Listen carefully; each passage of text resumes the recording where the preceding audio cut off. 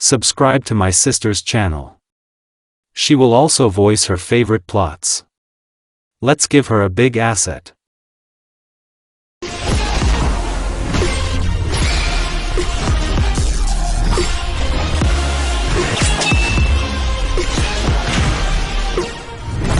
Naruto, who lived in the village of Konoha, was heading home at night. Today he finished the A-rank mission. After defeating Madara, he was called a hero and forgot about the title of a demon. But finally reaching the shabby building and going home, he found only devastation. Everything was turned upside down, dishes were broken, furniture was broken, the sofa and bed were gutted, and the photo of Kushina with Minato was shattered. Taking the photo out of the broken frame, Uzumaki put it in his pocket and looked around angrily, wanting to find the culprit of such devastation, but only when he went to the window. The head of the Umbu appeared behind him. He was a tall and moderately pumped-up man. After Kakashi became Hokage, he seriously eliminated Umbu and chose the leader of the maskers himself. Standing in front of Uzumaki was a man in his 30s with black hair and a tiger mask covering his entire face. "I'm sorry, but you pose a threat to the village and the people living in it," said the leader of the Umbu. To which Namikaze was taken aback, but clenching his fists to the point of pain, he said, "Why? I saved the world from Madara and Ten-Tailed, people accepted me as a hero." Approaching Umbu just sighed and put his hand on the katana, calmly hanging on the left side, said, as if reluctantly looking at the Jinchuriki, "I'm sorry, they did not accept you as a hero, but as a potential dangerous enemy who is 10 times stronger than them. They will not accept you as a hero and will never treat you well. I'm sorry you had to go through so much." Naruto's thoughts revolved around this event. Why me? I've done so much for these rotten people, I've given them everything I had. Now I can definitely protect them. But, if they only see me as an enemy, then there's no point in me staying here. I have no one to live for. Try, and just breathe, it's better to die. Namikaze's face looked sad, because he had suspected it for a long time. He had felt these looks in his back all his life, even from friends. With a certain sadness, a tall man, whose face was hidden by a mask, immediately took out a katana and pierced the heart of the Jinchuriki, but he only smiled painfully, grabbed the katana, and with his other hand took off the bandage of the leaf and threw it into the trash with an accurate movement. How naive I was. Hope that I will someday stop being a demo. Blood gushed out of Uzumaki's mouth, preventing him from finishing, and he closed his eyes and plunged into darkness until he heard the baby crying. It was him, and people unfamiliar to Naruto were looking at him. He slightly closed his eyes from the bright light, looked out of the face. It was a middle-aged man and woman. They were smiling broadly looking at the newborn. They were ordinary people, but at the same time happy. Suddenly the mother spoke. "Naruto, your name will be Naruto." Many years have passed. As it turned out, Namikaze was reborn in another world. His name was Naruto Uzumaki. He had blonde hair and 3 stripes on his cheeks. As in his previous life, even Kurama was with him, although they both wondered about it more than once. This world was more technological and there were no tailed, hidden villages and not a single hint of it at all. Now the boy was 8 years old and he traveled around the world with his parents more than once, having visited many countries, while restoring his chakra hearth. It was replenished very quickly, because the natural chakra around was concentrated, but because no one knew how to use it. There was an extremely large amount of it, and the OCH, the center of the chakra, very quickly adapted to this world. This allowed Naruto to use techniques on a large scale and almost without fear of exhaustion. He could only get tired because Uzumaki's small body could not withstand the load of more complex techniques than with rank. Naruto's parents, knowing that their son is capable and smart, left him in the forest. They had already been camping in nature for 3 days, leaving their 10-year-old son alone. They were sure that he was very smart and would not get lost. They weren't terrible parents, but they weren't overprotective either. It was the perfect middle ground. The Uzumaks were happy to be somewhere without their Spinagras, but they also worried about him, asking about his well-being. Let's move on to the meeting with the demon. Naruto's parents left him alone again, at his own request.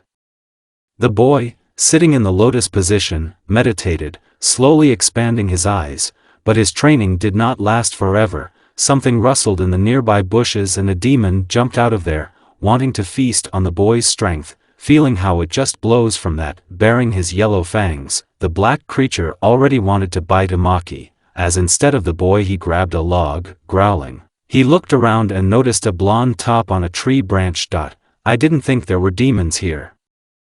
Apparently I'm not the only one here. Naruto abruptly jumped behind the wolf-like demon and used one of his own techniques with kurama. Due to the fact that the chakra was several times more concentrated than the mana used by local creatures, the chakra was spent in smaller quantities, and the seal restraining the QB disappeared altogether. The only thing that kept him from using the nine-tailed chakra was the enormous loads on the body that could turn the guy's insides into a bloody mess. The former Uzumaki, releasing a concentrated chakra around him, in the form of a thick aura, added a little of the kurama chakra, which caused it to acquire a barely visible, yellow glow.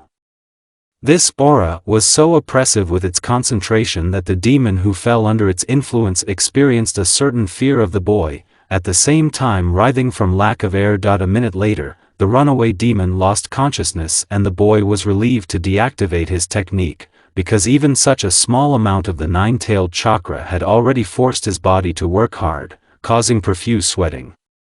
Approaching the unconscious huge dog, the blonde-haired man killed him without even blinking an eye, completely not soiling his clothes, but only his hand.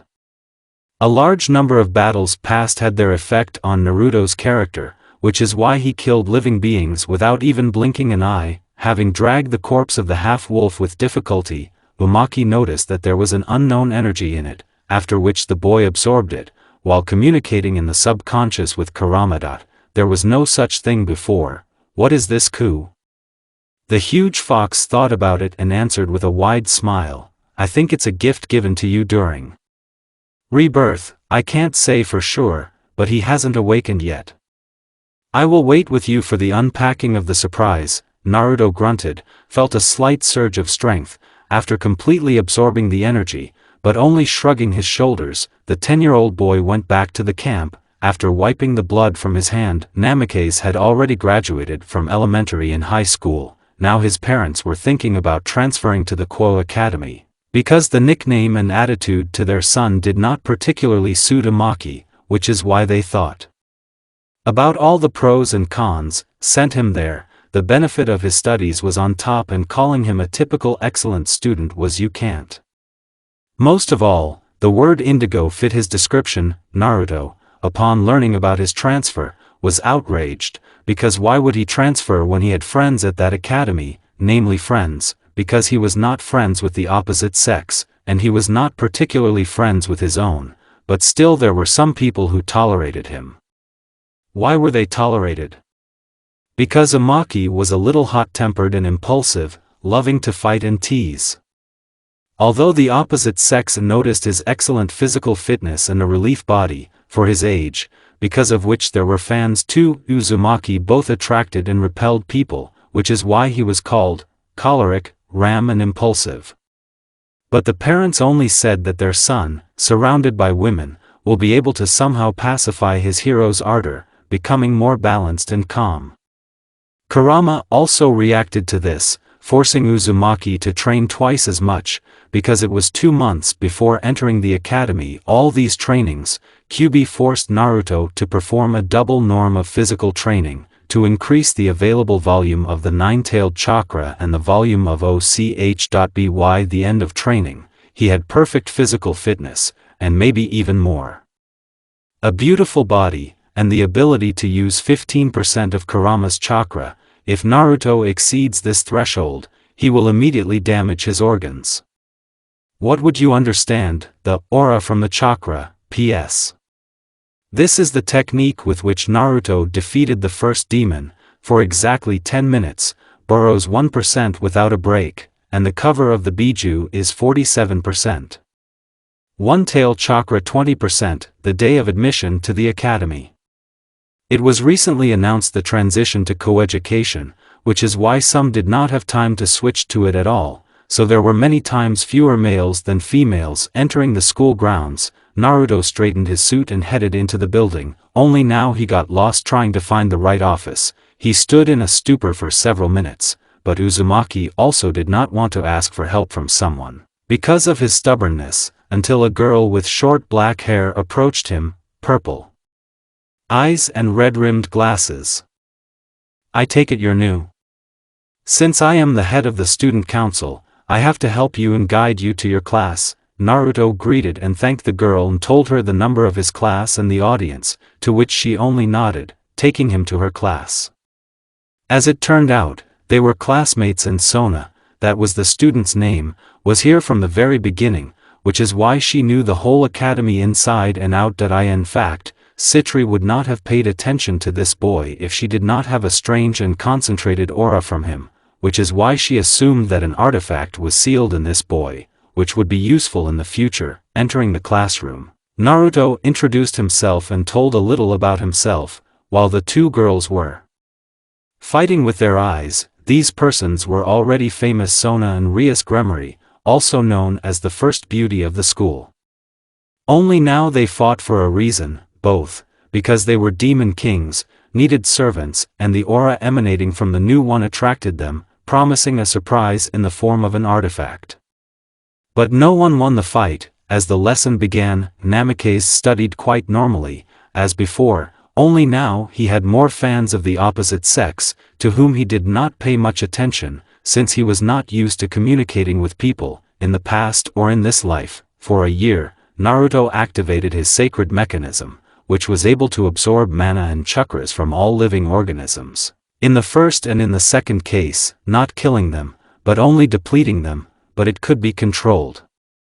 Thanks to the absorption of other people's forces, Naruto strengthened his own and also improved his characteristics. Rias and Sona did not communicate with him openly, because both had suspicions about his race, which is why they watched him, trying to make sure of his innocence. Kurama, noticing them, told the blonde, thanks to which he successfully hid from persecution, days after days. Naruto was already training in using the artifact, increasing control over it, which could not but attract the Fallen, who wished to take another artifact with him, receiving an additional reward.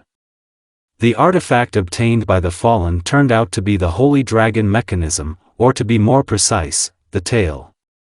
Naruto, not wanting to die, made the enemy numb, and then killing him with a Rasengan crossed with Chidori. Uzumaki understood that there was no need to delay, so he immediately used the crown technique, which took away a third of his accumulated mana. The Fallen, who did not expect such a turn of events, was hit, but dying, he slashed the holy spear across Uzumaki's chest, smoothly moving to the jaw and almost reaching the cheekbone.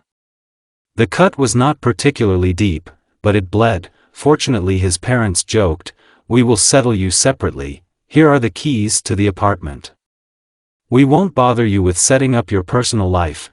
We bought him an apartment, because of which there will be no unnecessary questions. The Fallen died and Naruto felt an unknown force emanating from the Fallen, which immediately wanted to absorb it, completely ignoring Kurama's warnings. After absorbing it to the end, Uzumaki felt a sharp surge of strength, which made his head spin and he fell on his ass, grabbed it. The wound quickly healed, but left a bulky scar, and the artifact began to transform. Only the migraine with dizziness did not go anywhere. Getting up from the ground, Uzumaki trudged home, trying not to fall. Although this could happen several times, Kurama wanted to yell at his friend, but noticing his condition, he was silent, because it could only make things worse. Naruto barely reached the apartment as soon as he closed the door, as he immediately fell to the floor, unconscious. There was darkness around, as it sounded, no, rather, someone's voice howled out of the darkness. "What did you do?" Naruto, not understanding what was happening, went into the darkness, to the voice. Kurama did not respond, which is why Uzumaki was here alone with a creature from the darkness. After a few minutes of walking, an orange-colored dragon appeared in front of the fair-haired one, which glowed like that. the chakra of the kubi and the mana of the artifact swirled around it. After a few minutes, the dragon subsided and Kurama's slightly altered voice sounded. Did we just absorb it?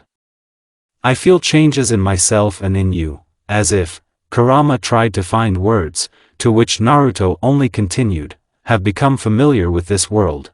Ninetales just nodded and they began to think about what had happened. As they understood, Kurama took the power of that dragon into himself, thanks to the Naruto artifact, because of which he could be considered a creature similar to Drake, only he could communicate with him in the subconscious.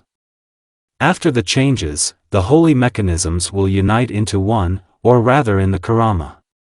He now looked like a nine-tailed fox dragon.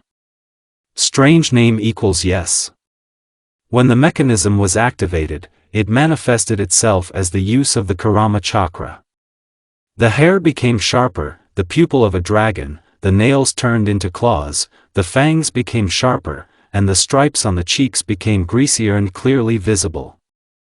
Only this mode differed from the use of the Kurama chakra, in that when using the holy mechanism from Naruto, only bloodlust and hatred were felt, which he could control, and when using the Kurama chakra, a translucent, reddish-yellow chakra was visible around. He lay around with a headache and a restructuring of the Uzumaki's body for about a week, before warning everyone. Finally arriving at the academy after a week's absence, many noticed the scar that appeared, began to ask about it, to which Naruto only waved off. Only 3 people from his class noticed not only external changes, but also internal ones. Rias, Akino and Sona noticed changes in his aura, the latter thinking that he had become one of the warring factions, angels, demons, fallen, just shrugged and abandoned the idea of recruiting him. But the first, the red-haired princess of perdition, because of the lack of servants, only became more interested in him. Everything went the same way, only Uzumaki had 1 less observer, and twice as many training sessions. One day, Naruto was approached by Kiba Yuto. Uzumaki immediately realized that he was an unusual person, because he had an unusual aura, but without giving a sign, he just said hello. Hi, what do I owe you? Namikaze asked, examining the guy standing in front of him. To which he smiled and said, and hello to you, I am Yuto Kiba, a member of the Occult Research Club. I would like to invite you there. Uzumaki. Naruto. After a little thought, Uzumaki replied, I'll come. Is it okay after school? Kiba only nodded, but the next words surprised him. Just tell Gremory that I know about surveillance. The blonde guy's voice sounded with fake reluctance, but even so it was difficult to distinguish it. Yuto only nodded uncertainly and left the classroom with a puzzled expression on his face. Why did Naruto realize that it was Rias with Akino?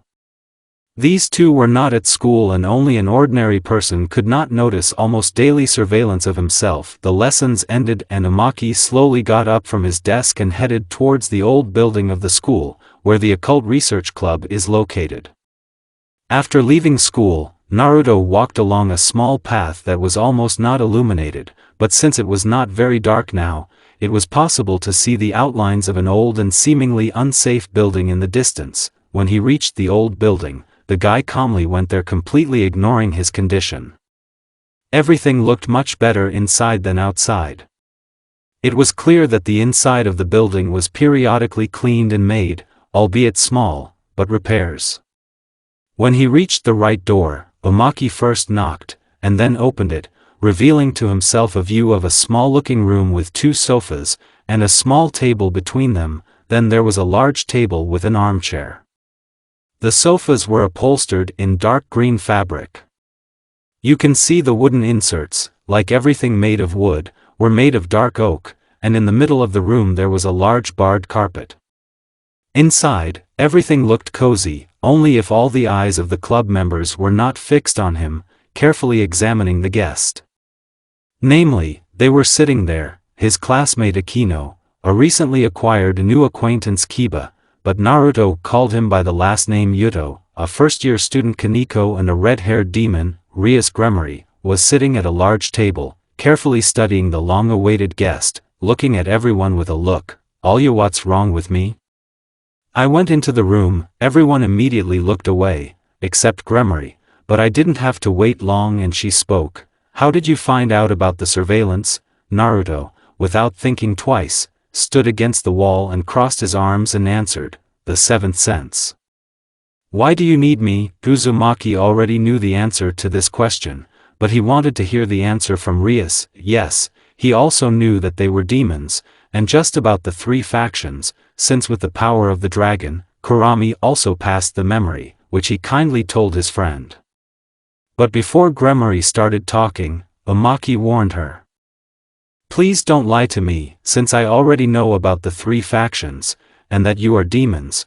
There was a misunderstanding in the eyes of those present, only Gremory was able to partially hide it, but after thinking for a few minutes, the king gave out, although I have a lot of questions, but all over time. I would like you to join the occult research club, and at the same time become my evil figure. Naruto thought a little and said no. Rias hoped that he would agree, because with this command she could not avoid a wedding on a scumbag riser, which is why she looked at Naruto again with some sadness and a request. But, why? Uzumaki paused for a few seconds, which seemed to last forever, gave out, it was not in my plans to become a demon, because while there is an opportunity, I want to feel like a human again. Most did not attach importance to his last words, but not Rias and Akino. They noticed the secret of this blonde boy. The mood stomped and an oppressive silence hung, after which Naruto spoke, since this conversation is over, then I'll go. Namikaze noticed the atmosphere reigning in the room and the depressed mood of the red-haired woman, but she forced herself to stand up and smile and said, I'll walk you out. Uzumaki just nodded. He left the room with the president, and when he reached the front door, Rias's quiet voice sounded, with the only and perhaps the last hope in his voice. Maybe. Naruto interrupted Gremory a little abruptly, moving away from her, but at the last words he turned around and smiled. My decision cannot be changed. Only if you find me dead, you can try. I won't mind living another life with beautiful girls next to me. The scarlet-haired woman only nodded weakly and looked at Uzumaki's back, hoping that she would get such a chance, but now it was impossible to delay and she moved on to the second option. Hito Issei. Let's move on to Issei and Rainal's date. Naruto was also there, walking and enjoying nature. He rarely visited such places, because he considered training more productive, or the same study. But it was today that he wanted to take a walk, as if fate itself was pulling Jinchuriki there. Everything happened according to the scenario. The fallen girl and Issei were walking in the park until she asked, Are you ready to die for me? And again, by the dictates of fate, Uzumaki was nearby, feeling an unpleasant aura and thirst for blood. The blonde rushed there and noticed how the black-haired girl wanted to pierce the boy with the already familiar Naruto spear, to which he replaced a member of the trio of perverts with a log, and instead of Hito, Rainal pierced a piece of wood. What the hell? The girl said and looked around, noticed the uninvited guest. To which she smiled bloodily and said, Ooh, so the second target is also here. Two birds with one stone. Although you are many times more interesting than this virgin. After that, spreading her wings, she quickly moved to Naruto, launching an attack with a holy weapon. Kaneko, who was following all this, did not dare to join, because Rias ordered her to follow Naruto and not show up in any way, but only quickly deliver the news to her, if he was dying, no matter how cruel it looked and sounded.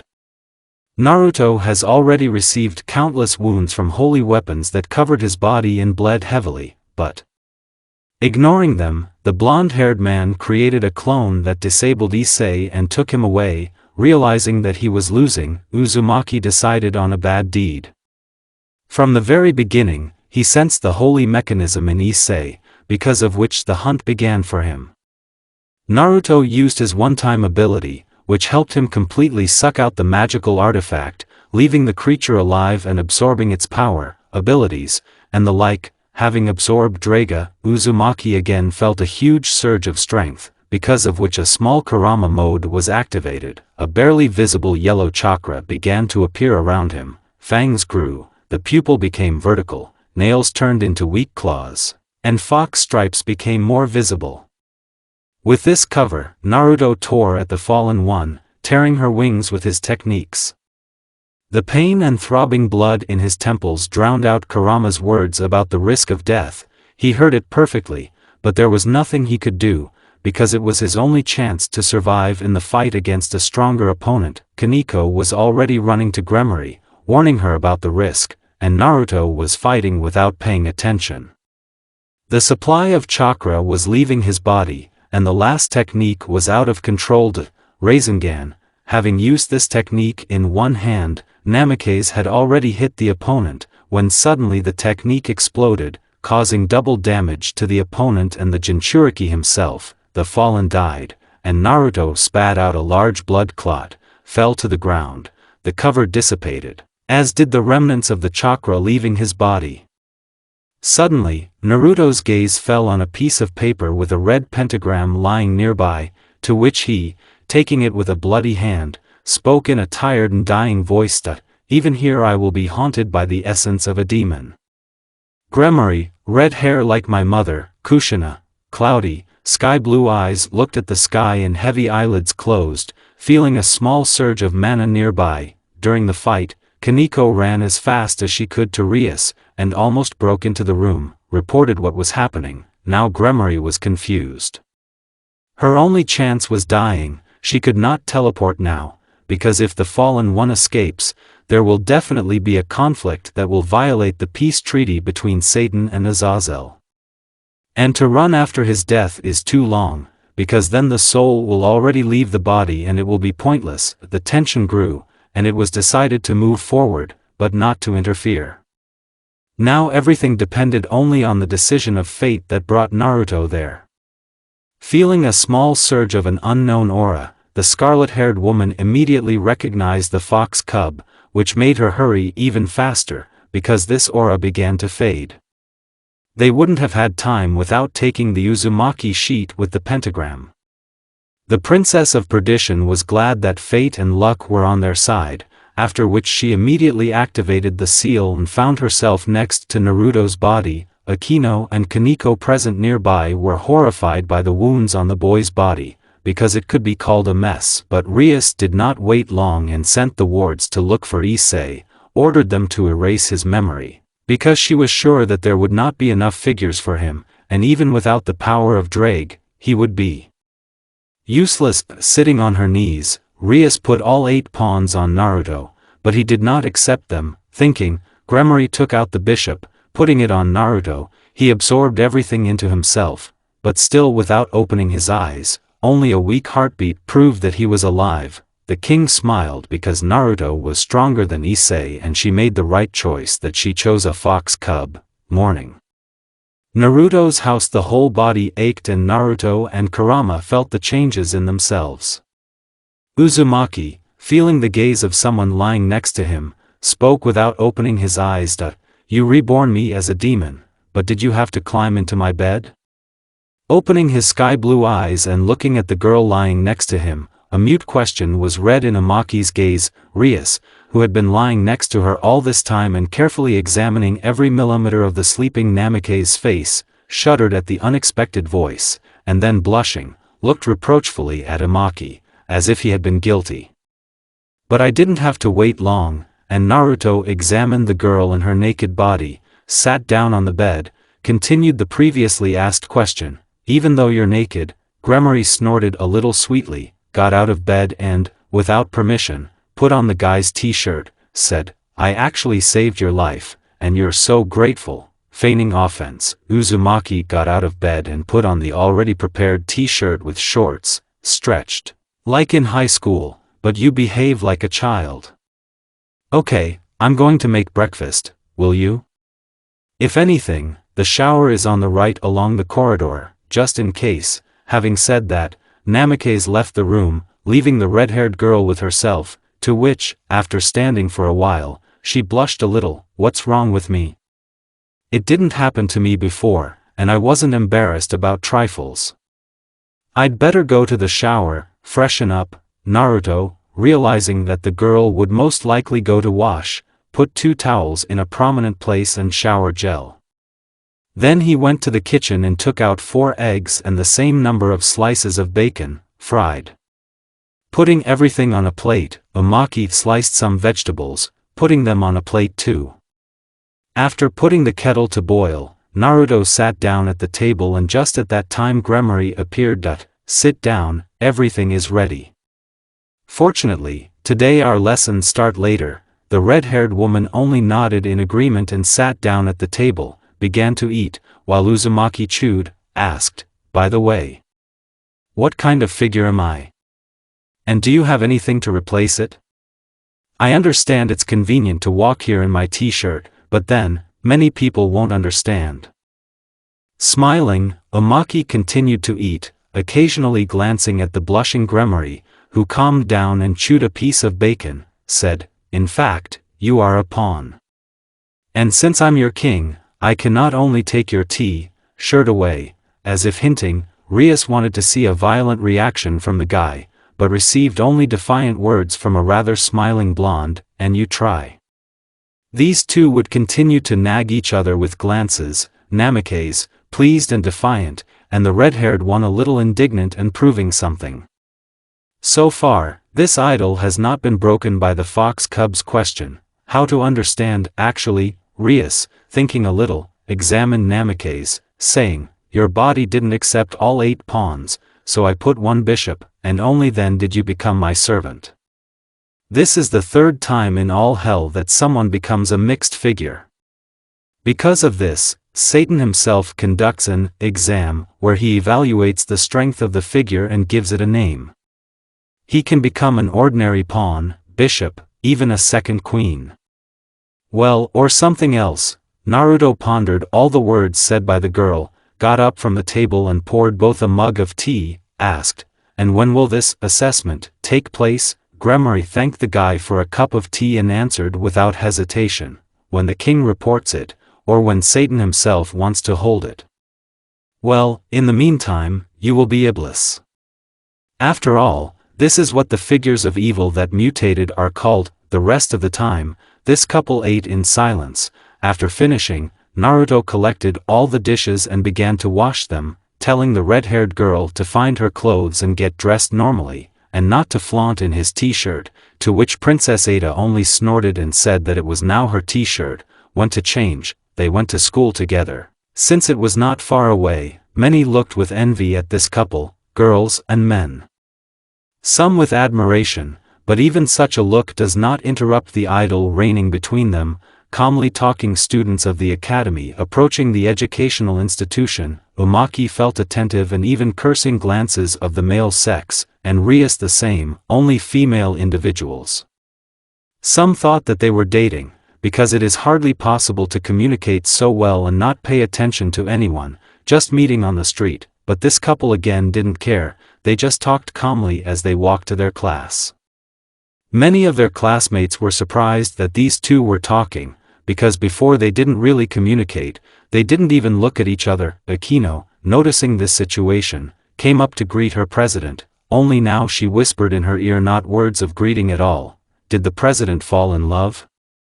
I've never seen you so engrossed in conversation. Gremory wanted to greet Himejima, but her question made her blush, to which the black-haired woman only smiled.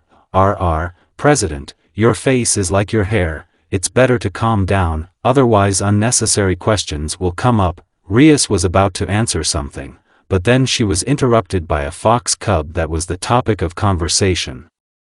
Uzumaki was watching the girls all this time and the way they both looked at him, and Princess Ada blushed, turned away, smiling. Naruto decided to annoy Rias and coming up softly said, "Only then return my t-shirt. And then you spent the whole morning in it, also taking it for yourself." Uzumaki smiled slyly and galloped off to his seat, and Gremory, red-faced with embarrassment, clenched her fists under the queen's quiet laughter. Naruto, this voice did not bode well, as did the girl's look, but everyone quickly calmed down with the ringing of the bell for the lesson. Everyone studied quietly, except Uzumaki, who was smiling and communicating with the fox in his subconscious. Well, you embarrassed her so much, and even annoyed her. I feel revenge will come to you soon. Haha. You hang on there somehow, she won't miss her chance for sure, the fox said laughing, looking at Namikaze's happy face. You know, I still have to serve her, we'll have time to raise each other's brains. Jinchuriki shrugged his shoulders, to which Kyubi also shrugged his shoulders. That's right. By the way, it's time for you, otherwise you'll miss the break, then we'll talk again. By the way, a red-haired beast is coming to you. Naruto, coming out of his subconscious, chuckled, and saying goodbye to Kurama said, yeah, if I live to see it. Waking up, Uzumaki met the stubborn gaze of the red-haired beauty, to which she folded her arms under her chest and said, I finally woke up. After school, you have to come to the club. I'll introduce you to the others. Naruto smiled a little, nodded and directed his gaze at the board, again plunging into his subconscious for the remaining time. The lessons were successful. Uzumaki left the classroom, only now noticed that Strawberry went to class earlier, but only shrugging his shoulders, he moved towards the old building. Passing along the same road, Uzumaki opened the door and again felt the scrutinizing eyes on him, until Gremory coughed, while the others shifted their gaze to her. Sit down. You're part of the Gremory family now. It's time to introduce you. Namikaze nodded and sat down on the sofa next to Kaneko, the same even after Rias coughed, continued to burn and at the same time study the fox cub with a look that caught on the stripes on his cheeks. But no one waited and the king said, you already know Yudo Kiba and Akino, and the girl sitting next to you, Kaneko Tojo. As if asking a question to the girl, she only answered, continuing to look at Uzumaki. I am Nikos, or rather Nikomata. Some were surprised that she immediately decided to tell the newcomer everything, but to these questioning glances, Kaneko only timidly asked, as if pointing to the mustache. And you, are also a Nekomat? You have the aura of a strong and ancient fox. Suddenly Kurama's bass voice sounded in the blonde head, and the girl is not a fool. Do you remember how we rehearsed? I give my consent. They don't have any evil intentions from them anyway, they are your allies, but still you don't need to show all the trumps. Naruto nodded without saying anything and returned to the real world, where he only shook his head in denial, slightly lifted his t-shirt showing everyone a black tattoo in the form of symbols, but in fact turned out to be a seal that the fox only hid, but did not restrain. Flashback. Naruto. I know one technique that will allow you to temporarily release me, but because of the large surge of chakra, it will be difficult for you to control, because of what I will draw too much of your chakra. Are you ready? The fox did not have time to finish, as Uzumaki's eyes lit up and he jumped to his feet in his subconscious, began to look attentively, even too attentively, at an old friend. How? Only Namikaze's excited voice sounded, to which Kyubi only smiled broadly and began to explain how to use this technique. The next week, Uzumaki got out into nature, away from the city, and taking the t-shirt, revealed to the whole world his inflated abs and former sealing seal, and now only a tattoo. Putting his palm on it and holding the chakra at certain points, Naruto felt dizzy, due to the fact that this technique ate half of his existing chakra. But instead, the great Kyubi Noyaku appeared before him, who was now knee-high, with 9 fluffy tails visible behind his back. You can control my size, but even so it requires half of your available chakra. Sucks. Uzumaki nodded in agreement and began to train his OCH on the number. End of flashback. Now Naruto, having performed the same technique, poured the chakra into his fingers and twisted his palm. An unknown force was felt, thick and sticky. Even primal fear could be read in the eyes of those present. Only Tojo carefully peered into the thick yellow glow, as a red kurama with 9 tails turned out to be on Uzumaki's feet, only he was not modified as in the subconscious, but old, only the aura changed. Kurama looked at himself and said, wow, I didn't think that my former appearance would remain. Why is everyone staring at me like that? The fox looked back and saw the very attentive glances of the club members, at which he looked at his Jinchuriki, who was smiling guiltily. This is my inner demon and best friend. Kubi no Yoku. Everyone continued to study the 9-tailed, especially the white-haired girl sitting next to him, who unexpectedly took him and hugged him. to which Kurama screamed, "Let me go, mortal. I'll burn you all to the ground." Arg, the fox struggled, but Kaniko's titanium grip did not allow him to do it, because of which Kurama hung powerlessly, like a dignified plush toy. Cute and soft, Tojo just said before letting go of the great Kyubi. Now I have fewer questions, Ria said thoughtfully, watching the red fox and looking at Uzumaki's mustache. Kyubi quickly jumped away from the white-haired one, unpleasantly jumped on the blonde guy, as if accusing him of his tortures, and then jumped onto the president's desk, ignoring the surprised look of the owner of this table, saying, "If you dig a strawberry, you won't get off with one scar." Gremory, taken aback by such impudence, did not interfere with Kurama and he calmly lay down on her feet. Everyone present and the owner of the red hair looked at the owner of this beast with a question, to which he guiltily scratched his head and said, "He is wayward and I am not his master, but rather his roommate. Who's wayward here?" "It was you who actually gave this nickname to Gremory, the traitor." Naruto indignantly looked at the rather smiling fox, brought him back to his subconscious, under the comic cries of the fox. "No. I just felt the fresh air." Gremory, blushing from such a statement, looked at Uzumaki, "Like a strawberry?" "Quite tut-tut. Explain to me." She was about to ask a question, as Namikaze interrupted her, saying, "So why are we here?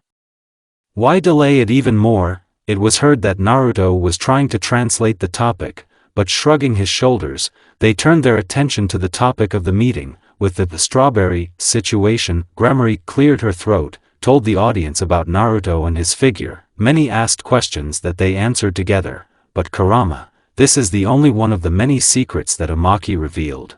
Naruto woke up in his bed, took a t-shirt and shorts. Uzumaki went to the shower. Today was the day off and Namikaze went into the bathroom and quickly bathed under cold water, when suddenly the doorbell rang, quickly throwing on his clothes and a small towel on his hair. Uzumaki opened the door and Gremory stood in front of him, smiling. The blonde invited the girl inside, to which she thanked him, carefully followed the fox cub whose blonde hair dripped water on a snow-white t-shirt, and loose dark green knee-length shorts only decorated his image. It was impossible not to notice a stone on a rope hanging around his neck. Color, something in between green and blue. Rias, slightly blushing from this kind of guy, sat down at the kitchen table. The guy didn't have to wait long and he wiped his hair, put the kettle on and sat down opposite Gremory. The hair was still wet, but there was no water in them anymore.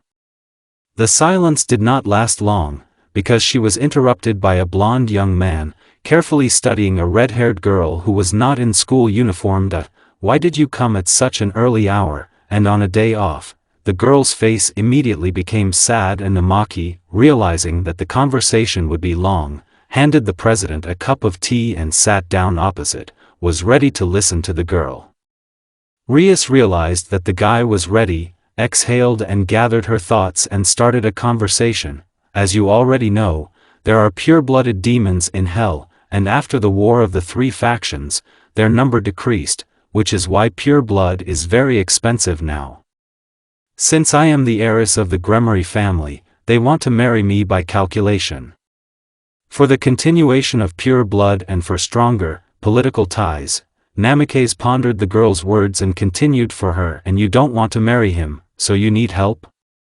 Rias nodded in agreement. It was clear from her face that she needed support now and it was unpleasant to talk about this situation, but Naruto carefully and thoughtfully looked at the princess of the scarlet-haired, but then she continued, "His name is Riser Phoenix. He's a bastard. I just don't have a choice. I have tried several times to convince my brother and father, but they do not want to hear me." The girl's eyes drooped. It was already clear that she would soon give up. Naruto, slightly hitting the table, resolutely looked at the girl. "I can't watch when someone is suffering. We will challenge him to a rating game and win back your freedom." Wiping a tear from the girl's face, Uzumaki smiled broadly, thereby encouraging the girl, to which she sipped tea with a weak smile, but an unexpected question put her in a stupor. "But why me? Why did you tell me all this? Naruto's question sounded that carefully examining Rias. I don't know. I just wanted to trust you. Gremory said this with a thoughtful face and sipped her tea. Exhaled after drinking tea, the girl said, after I told it, it became at least a little, but easier. Naruto did not share this lightness and sat with a thoughtful look. Riser Phoenix, the heir of his clan, also has a full chessboard. We will need training to have at least some chance. Uzumaki took a sip of tea, looked at the girl and smiled and got up from the table, putting his cup on the sink. According to your story, I realize that your wedding will be only in a month. We have time. We need to call everyone together and train to exhaustion to save you. Uzumaki continued to smile, but when he saw the sad smile of the red-haired woman, he only smiled wider, saying, "Don't worry, we will protect you and help you to the end. Since you've told me this, then I will definitely fulfill my promise." The rest of the time Naruto and Rias just talked, drank tea and sometimes laughed. The day passed with a bang, even though it started on the wrong foot, so to speak. On Sunday, Naruto got up from the sofa, stretched. Uzumaki looked around. The first question was, how did I get here? And the second was awareness of what was happening. Yesterday they started talking and it was already dark. Even though Gremory was a demon, Uzumaki did not let her go, leaving her to spend the night at his place. Having freed his room for her, Namikaze lay down on the sofa, so that's why. I'd better go for a swim, the guy thought to himself and already wanted to take a change of clothes, when he remembered that the red-haired woman likes to sleep without clothes, and he didn't bother her for nothing. And going into the bathroom, he didn't forget to close the door, after which he quickly took a cold shower, wiped his hair almost dry. Going into the kitchen, Naruto cooked breakfast and put 2 plates on the table, put the kettle to boil. At this time, when Uzumaki had just started cooking, Princess Gremory woke up and realizing that she was not in her bed, began to look around, but remembering a familiar room, exhaled. Rias, following Uzumaki's example, went to the shower and quickly bathed, changed into her clothes. By this time everything was ready and went out to the kitchen, heard the comment of the owner of the apartment. "You're not wearing my shirt." I am pleasantly surprised. Slightly puffing out her cheeks, the red-haired woman crossed her arms under her breasts, only emphasizing their size, said, "If I wanted to, I would take all the t-shirts." Having laughed a little, the classmate sat down at the table and began to have breakfast. They were silent all the time, which is why everyone ate quickly. Getting up from the table and taking the dishes, the fox began to wash it, while asking, "Have you written to everyone about the gathering?" Gremory looked at the time, thinking a little, answered, "Yes, but are you sure you need to tell them? These are empty experiences." Uzumaki washed the dishes, put them to dry and turned to the girl, firmly answered, "I'm sure. They're part of your family, aren't those your words?" "Yes, even so, it's better than saying later, so they can prepare physically and mentally, and they will have time to help you." Gremory nodded weakly and looked at the wall clock, said, "By the way, it's time for us to go out in order to arrive on time." Uzumaki just nodded, went into his room and wearing a black t-shirt, put an orange sweatshirt on top, and jeans on the bottom. After leaving the room, Namikaze nodded to Gremory that he was ready and both put on their shoes and left the apartment. They were silent all the way until Rias asked a question, "And how will we solve this problem? We don't have much time to catch up with the riser, because we are already losing in numbers." Naruto, after thinking a little, smiled and showed his thumb, like Mato Guy, said, "Train, train and train again.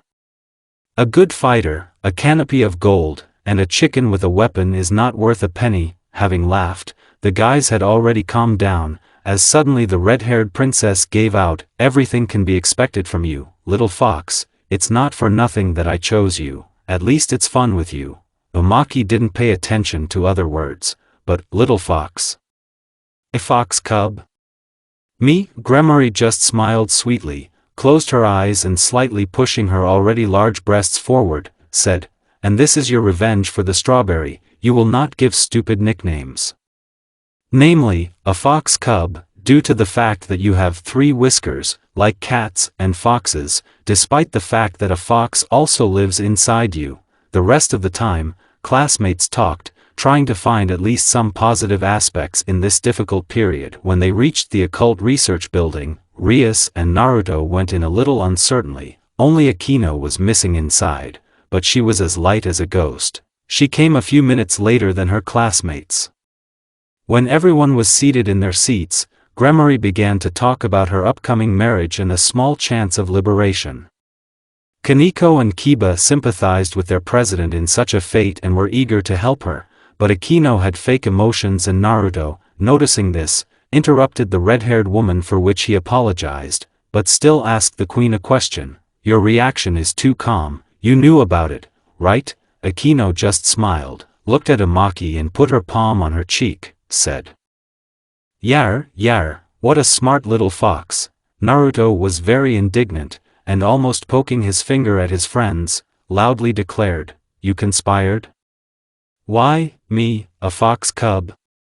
The atmosphere in the room immediately cheered up. Everyone present immediately had a smile on their faces, someone kind, someone masochistic. Akino, only Uzumaki did not smile, looking at childhood friends with stubbornness. Yar, does the fox really want to be a faithful dog?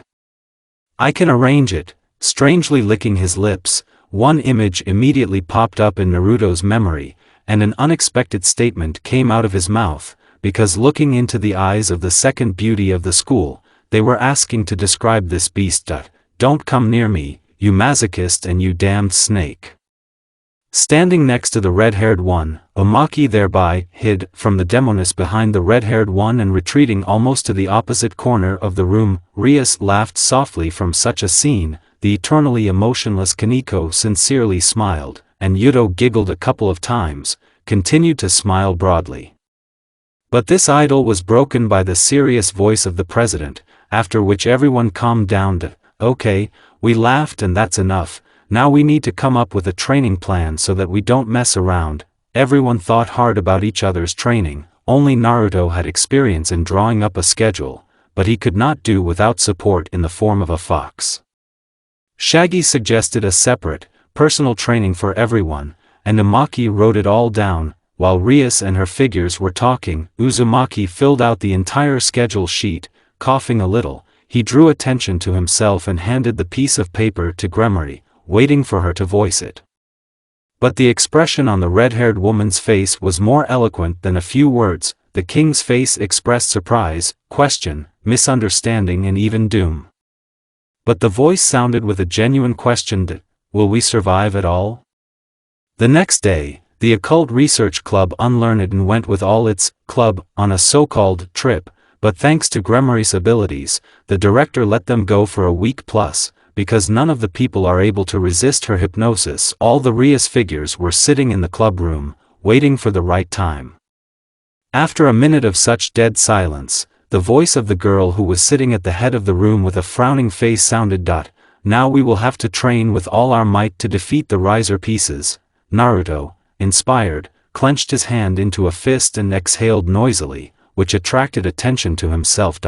I know where we can start training. It's a place in the woods, next to my old house. My parents are away for 2 months now, so everyone can stay with me. Gremory slightly knocked on the table, got up from her seat and examined her figures, said, Then it's decided, we will live with Naruto for the rest of the time, training, and then we will think about further actions. Uzumaki would have liked to object to something, but rejected this idea, because he himself offered to move in with him. So he just resigned himself. The next day, Uzumaki was already helping to move Akino and Rias things. There were not enough rooms, and only for this reason Namikaze decided to put Gremory in his room, and he went to sleep on the sofa. The parents' room definitely did not count, because if something happened, they would immediately understand it, since such order always reigned in Uzumaki's room. God forbid a speck of dust is not there. Then they will understand everything. After putting Gremory's things on the bed, Uzumaki was about to leave when he was stopped by the red-haired woman's hand. If you want, you can sleep with me, I don't mind. After all, it's not decent for the owner of the house to sleep on the couch. There was no lie in the king's voice. to which Naruto, remembering how Gremory likes to sleep, was covered with a faint blush, after which he said, "Just don't snuggle up to me while sleeping." Rias laughed a little, weakly flicked Uzumaki on the nose and passing by said, "Don't worry, I won't let you do anything more." Naruto blushed even more, but after saying something like, "Go fuck yourself with your jokes," he left the room and went towards the toilet. The day passed as usual, everyone was just doing business. Cooking fell on the shoulders of the temporary owner of the house, although the other roommates helped him, changing each other over time. The next day came, the day of training, the day of the beginning of a personal hell for everyone. Kurama, who was waist-deep in uzumaki, acted as a coach and drove everyone, sitting on the back of his jinchuriki in the form of an additional load. Kiba trained in reaction speed, movement speed, and strikes, training in sword fights with a Namikaze clone under the control of a Kurama clone. Kaneko trained in the power of the blow and the ability to fight against the company alone. Akino in increasing the damage from magic. Rias sat at the books and studied military tactics, but the blonde fox was much worse. Kurama drove him personally in his clones. He was squeezed like a lemon. Having come home, not hobbling home, Uzumaki literally fell on the bed, looking tiredly at the ceiling. Gremory, sitting all this time on the windowsill, noticing Naruto's condition, sat on the edge of the bed and looked at the ibis, only smiling faintly and taking off her glasses, asked, "Why did you come out of the coffin?" Naruto looked at the king with a doomed look, exhaled with the last of his strength and said, "He's not a fox. He's a demon. He squeezed all the strength out of me." Rias laughed softly, helped Naruto get out of bed, and after bringing him to the bathroom, she left. Naruto calmly washed until he felt something soft and elastic that rested against his back. Turning around, the fox noticed part of the red hair and returning his head to its original position. He already wanted to ask something, as the owner of the scarlet hair interrupted him. "I'll help you wash up." Namikaze didn't even have the strength to blush, and he just sat obediently while Gremory rubbed his back with a sponge. There was a blush on her face, but it was hard to notice it because there was hot steam everywhere in the bathroom from the hot water in the bathroom. When both finished washing, Naruto waited until Gremory came out and washed off his fatigue along with shower gel, wiped himself dry and also went out. In the room, a red-haired woman was already waiting for him, who was lying on the bed under the blanket. He didn't have to wait long, and Namikaze, having prepared clothes for tomorrow, went to bed and closed his eyes, but the last thing he felt was Rias pressing against him with his bare chest and with his whole body, laying his head on Umaki's naked torso, after which she herself fell asleep. Uzumaki woke up in an unusual position. He was lying on his back, one hand was lying on the waist next to the sleeping red-haired woman, and she snuggled up to the guy, put her head on his chest, putting one hand next to his face, and Naruto's hand was lying on top of this hand. After examining everything, Namikaze blushed, but continued to lie still, involuntarily staring at the face of the sleeping Gremory. 15 minutes passed and the owner of the nickname, Strawberry, woke up, realizing that the fox cub had been looking at her face for 5 minutes. She opened her eyes and looked straight into them, into those blue eyes, tightening like the sky.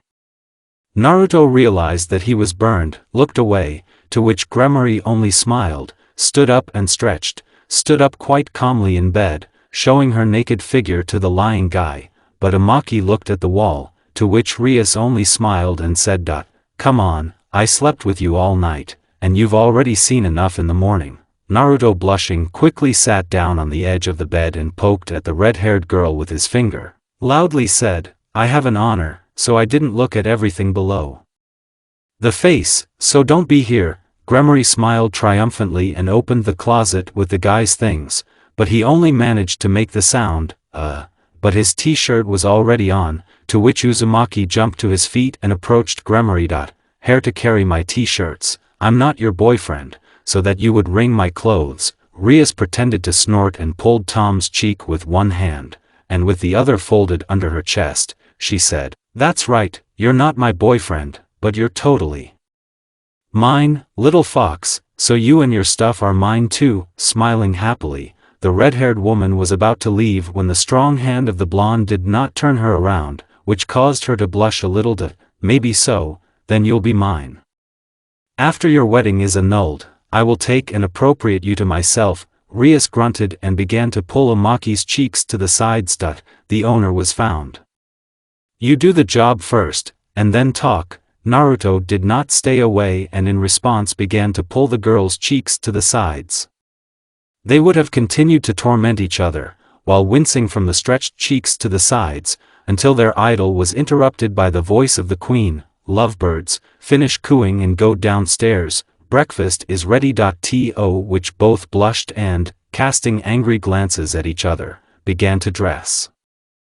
Naruto pulled on a white t-shirt with a homemade, red whirlpool pattern from his past life, and underneath his favorite dark green knee-length shorts. Strawberry also wore an Uzumaki t-shirt, and jeans with a belt on the bottom. Today they had no training, because everyone needed a break from sudden loads.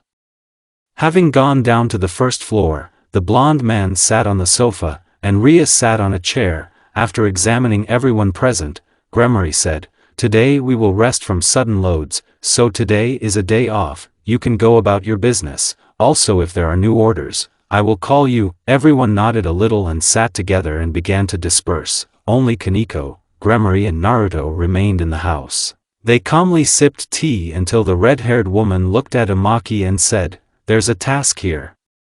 Can you handle it?" Naruto just shrugged his shoulders, got up from the sofa and stood in the right place, disappeared into the pentagram. Gremory just sighed and looking at the place where Uzumaki had just been said, "As long as nothing happens," to which Kaneko only smiled faintly and looked at the same place. "He won't be lost." The red-haired woman only nodded at Nekoma's words, starting a calm conversation with her. At this time, the fox cub was near a small one-story house, knocking on the door. He spoke. "Did you summon a demon to the house?" At his knock, a little boy of 11 years old opened the door, but Uzumaki was already about to ask something, as the gloomy kid brazenly interrupted him. "Are you a demon? Come on." Though, after going into the house, the boy sat down opposite Namikaze and began to talk. "I want to see my parents, can you arrange it?" Naruto looked around and noticed a lot of photos with the boy and adults unfamiliar to him, to which he asked a question, "Why?" "Your parents are alive." The boy clenched his fists and pointed at the photo, to which he said irritably, "What's it to you?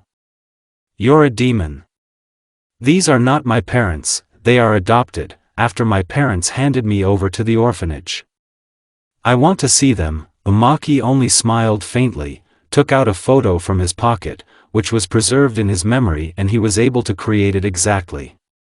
"You will give birth." With a chuckle, Naruto said, "If they left you, can they be called parents?" The boy jumped off the sofa, poked the blonde with his finger and tears welled up in his eyes. "What do you understand? You were born and lived in warmth, when I was rotting in an orphanage from birth until I was taken away by these strangers, who absolutely do not care about my feelings. It reminds me of something."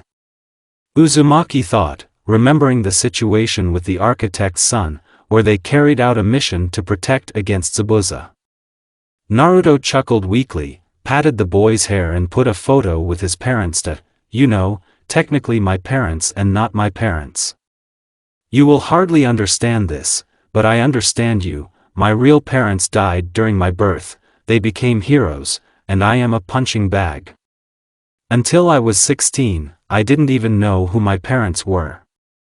And the fact that you were taken from the orphanage is already good news. Those who raised you are considered parents." After a short pause, the boy shed a few tears, and Uzumaki took back the photo with Kushina, Minato and Naruto, put it in his pocket, and then spoke again. "So, do you want to see them?" The boy shook his head from side to side, as a sign of denial, and then smiled weakly, looked at the demon. "I hope you will be able to see your parents on your own," but Namikaze only smiled sadly. At this, unpleasant memories surfaced in his memory and his mood dropped noticeably, but he tried not to show it by saying, "Unfortunately, no forces will be able to hold our meeting, the only memories of them will be here, and here." At the last words, the fox pointed to his heart and the location of the photo.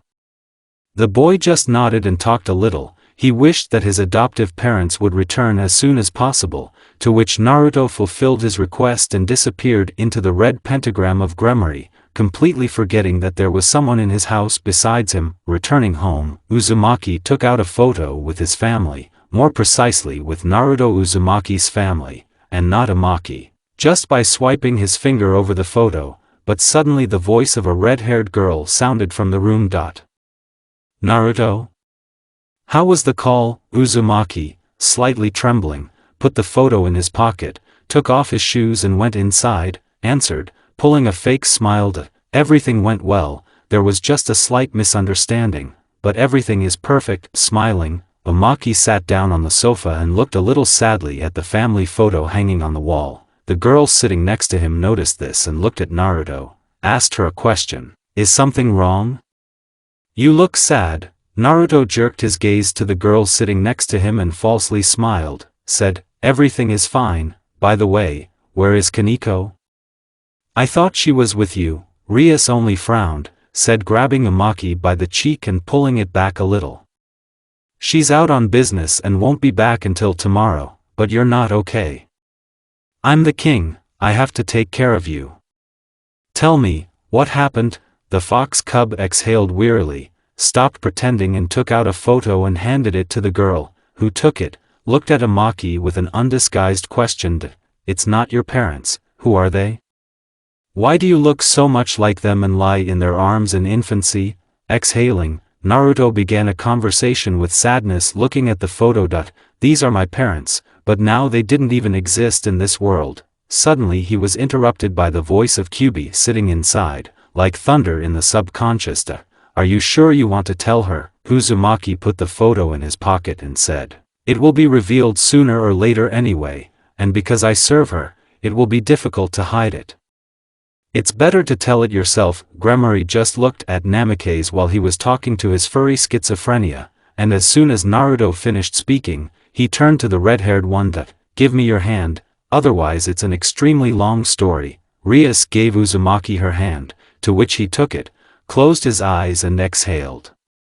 Everything began to get dark around and the couple found themselves in a dark room with very high walls. The floor was completely dry, and there were no pipes. Looking around with fear, Gremory felt a sinister force, but Namikaze did not flinch, continuing to lead the girl by the hand and walking to the source of power. Everything happened as at the first meeting of Naruto with Kurama. Sticky and oppressive darkness enveloped classmates. The girl walking behind looked around with fear, holding the guy in front firmly by the hand. Suddenly a cage appeared in front of them, and behind it two burning eyes. Rias trembled a little from such a thick and bloodthirsty aura, seeing a real monster in front of her, but Uzumaki only tightened his grip on her hand, thereby calming the red-haired one. Kurama, that's enough, the guy said calmly, looking at the bundle of energy. Which he burst out laughing turned into a fox with 9 mechanical, dragon-like tails and the same mechanical ears. A loud and piercing voice sounded everywhere, even in the heads of the heroes. Ho ho ho, are you really shy of an old friend in front of a girl? Naruto seriously looked at his old friend, and Rias blushing only tightened her grip on Amaki's hand. You'd better tell me my whole story, otherwise it's better to hear it from you. Kyubi only nodded and began to tell the whole life of Naruto before his rebirth into a demon. An hour passed, the second, the third. Gremory sat and looked at the guy, then at the fox, thinking over all the words she said. Kurama did not mention some events, because Naruto himself will think about talking about it or not. These events were calling Naruto a demon, almost daily beatings or beatings. The second was training with Jiraiya, or rather the assembly of material and his personal secrets. Gremory, having heard the whole story, thoughtfully looked at Naruto. She recognized his almost the main secret, and now looking at his sad look, she said, I still don't understand some of it, but after hearing your story. I'm sorry. Uzumaki just smiled and they returned to the real world. It took only 10 minutes and Amaki said, in my subconscious, time flows slower. Strawberry just nodded, continuing to look at the fox cub. Are you sure you're okay? Naruto nodded weakly, got up from the sofa and said something like, I'm going to lie down, or sleep, went upstairs. Entering the room, Namikaze took off all his clothes, remaining only in his underwear, after which he lay down on the bed and pulled the blanket up to his waist, hooked his hands in the lock behind his head, looking at the ceiling. The silence was interrupted by the creaking of the door opening and the appearance of Gremory, who sadly looked at Uzumaki, undressed as usual, crawling under the blanket to the guy. She snuggled up to him, resting her head on his shoulder. Looking at the blushing blonde, she smiled and asked, "And how should I address you now?" Uzumaki, Namikaze?" Smiling faintly, the fox cub took Rias by the waist with one hand, causing her to blush. "Just consider that nothing has happened and nothing has changed, you will just know a little more about me." Smiling, Naruto closed his eyes, looking at the girl for a few minutes before that, and she only put her head on the chest of the fox cub, covered with a faint blush from Umaki's lying hand on her waist, fell asleep, looking at the wall. Days passed after days of training after another day. All the tired returned from a grueling workout, which became more complicated every day, but it also bore fruit. The whole Gremory team, as always, unable to even talk, had dinner and washed up, went to their rooms, going to bed. This also affected the main character, Uzumaki Naruto. Lying down on the bed with his hair still wet, looking at the ceiling, he thought how a hole had not burned there yet, from his daily in gazing at one place. The red-haired girl returned late, because she read books on tactics until the night, studying and doing everything to increase their chances of victory. Uzumaki was about to close his eyes when he remembered a recent conversation with the red-haired woman. Flashback. "Naruto, I'm not sure that even with training we will defeat the Phoenix." Gremory sadly lowered her head, looked at the floor. She was ashamed of her thoughts, because the guys tried and gave their best in training, and she doubts their victory. Uzumaki smiled and put his hand on the coffee table. "Don't worry, even if we fail and lose, I will save you by any means, don't worry." The fox cub smiled and said goodbye to the king, went to bed, and she, in turn, adjusted her glasses and continued to read the book. End of flashback. From his thoughts, he was interrupted by the creaking of the opening door. Ria's red hair appeared in the opening, to which Naruto, without turning around, asked, "Finished?" "Today was finally the last workout, you can relax." The blonde man blissfully stretched out, inhaling the air and spreading his arms to the sides, covering his eyes. Everything was fine until the girl sat on it, resting her hands on the strong torso of the guy. The light was extinguished, but you could see that the complexion of Gremory was comparable to her hair. Uzumaki naturally blushed and the smile disappeared from his face, replaced by misunderstanding of what was happening and embarrassment. "Why, what are you doing?" Namikaze asked, looking at the red-haired girl sitting on top. Please do it, so the engagement contract will be terminated and we won't have to fight." The girl's hand had already crawled down, and the second one began to unbutton the bra, as Namikaze jumped out from under the girl, stopped her, looking straight into her eyes. "Don't." Tears flowed from Gremory's eyes, and her hands trembled treacherously, but the only thing she could say now was, "Why? You said yourself that you would free me from this marriage by any means." Instead of saying something, the fox cub just hugged the girl, feeling drops of tears on his shoulder. After a few minutes of silence, Naruto said softly, "I do not know how you feel, but I am your servant. No, I am part of your family. I will keep my word and free you without harming you and your future in any way, let's say, help from the shadows. Don't worry, I won't let him touch you with a finger," Uzumaki said. Hearing that Rias was calming down, they sat there in silence for a long time until Naruto heard the soft snoring of the red-haired princess. Leaning his back against the wall, Uzumaki, not wanting to wake the sleeping girl, fell asleep in an extremely uncomfortable sitting position. The day started calmly, if you don't notice the absence of a girl snuffling next to her, who fell asleep yesterday with her head on the guy's shoulder. Only now, waking up in the morning, Princess Gremory was not there, and Uzumaki was not sleeping in a sitting position, but lying down, carefully covered with a blanket. Was that a dream? An involuntary thought flashed through Naruto's mind, but the answer to this question did not take long to wait, sounding in his head, no, it wasn't a dream, it's just that your red-haired princess ran away early because of embarrassment for what happened. Only with a good-natured smile, Uzumaki took the clothes and asked the roommate with whom he shared the subconscious, did the great Mat no Yoku give us a great chance to see him awake? Okay, we'll figure it out later. Namikaze broke the connection just before the fox realizes who he was called and how he was called. After a little laugh, Jinchuriki went to brush his teeth, and just to put himself in order. 10 minutes passed and Uzumaki was already preparing a sandwich for a snack. Everyone had gone somewhere suspiciously, but it only got better, because silence will reign in the house from the very morning, without being distracted by all sorts of little things. Uzumaki already wanted to have a quiet snack and took a sandwich in his teeth. I put an electronic kettle to boil to drink a cup of tea. But the plans were not destined to come true, and Kaneko, who appeared out of nowhere, proved it. Grabbing the incomprehensible Naruto by the hand, Tojo disappeared just as she appeared in the pentagram. Once in the already familiar room of occult research, Namikaze looked around the audience with a mute but clearly visible question, but only after a few minutes realized that in addition to his friends, there were two other people standing there.